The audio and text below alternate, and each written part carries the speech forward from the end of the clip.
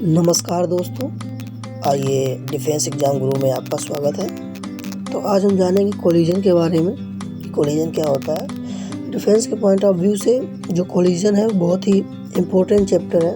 इससे एक या दो क्वेश्चन ऑलमोस्ट आते ही आते हैं। तो आइए जानना शुरू करते हैं बिना किसी देरी के। तो सबसे पहले जानते हैं कि कोलिजन होता क्या है। Collision has two type. Collision दो प्रकार का होता है। पहला होता है इलास्टिक कोलिजन, दूसरा होता है इन इलास्टिक कोलिजन।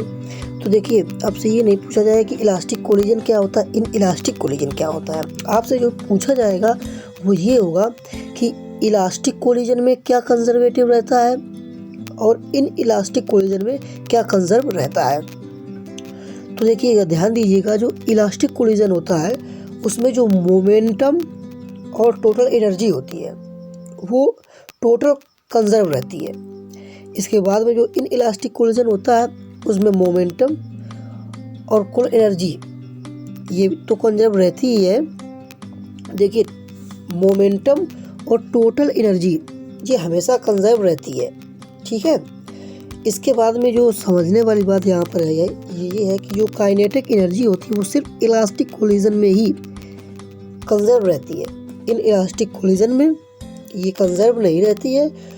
और जो कंजर्वेटिव फोर्स होता है वो सिर्फ इलास्टिक कोलिजन में ही होता है। इन इलास्टिक कोलिजन में कंजर्वेटिव फोर्स नहीं होता है, ठीक है। तो जो इसमें इम्पोर्टेंट है वो ये सिर्फ ये है, ज़्यादातर क्वेश्चन यही पूछा जाता है कि जो काइनेटिक एनर्जी होती है वो इलास्टिक कोलिजन में कंजर्व रहती है, इन इलास्टिक कोलिजन में कंजर्व रहती है। आई होप ये बात आप समझ गए होंगे। चलिए आइए नेक्स्ट जानना शुरू करते हैं। इसके बाद में एक और बहुत ही इम्पोर्टेंट है जो काफ़ी बार क्वेश्चंस रिपोर्ट हुआ है और काफ़ी बार एग्जाम में आया भी है कि जो कोएफिशिएंट ऑफ रेस्टिट्यूशन होता है यानी प्रत्यावस्थान गुणांक होता है वो क्या होता है।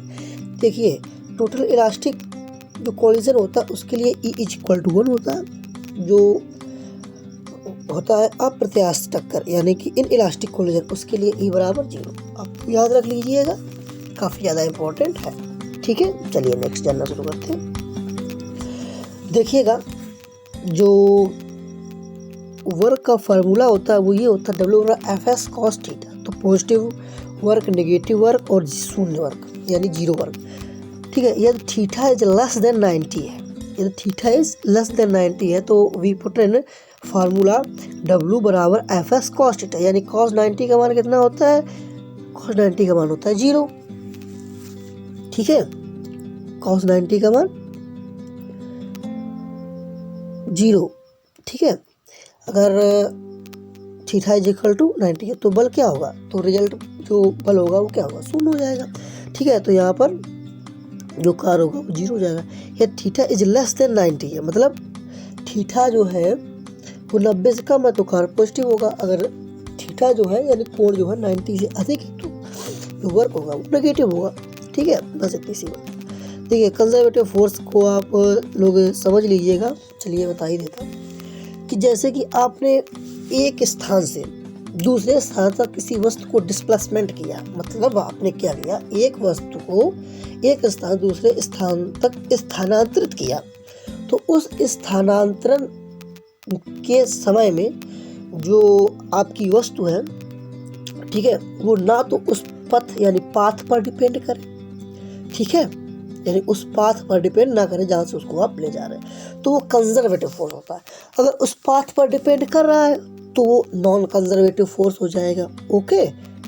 तो देखिए, इम्पोर्टेंट इसमें ये है कि जो ये कंजर्वेटिव फोर्स के एग्जाम्पल है, जैसे ये है केंद्रीय बल, गुरुत्वीय बल, ठीक है। तो ये सारे हैं, ये इम्पोर्टेंट है, ओके। एक इम्पोर्टेंट बात देखिए, इसमें अंडरलाइन भी हमने की हुई है कि जो इन बलों के द्वारा कण की जो गतिज ऊर्जा होती है वो अपरिवर्तित रहती है, मतलब जो काइनेटिक एनर्जी होती है वो अनचेंज रहती है, ओके। चलिए, हाँ, हालांकि क्वेश्चन ये बहुत ही सिंपल आप लोगों को याद भी होगा। आई होप कि 1 जूल इज इक्वल टू कितना होता है, 10⁻7 अर्ग, ओके। तो आई होप आप लोग ये समझ गए होंगे। अगर जानकारी पसंद आई हो तो चैनल को लाइक, सब्सक्राइब और शेयर जरूर करिए। धन्यवाद।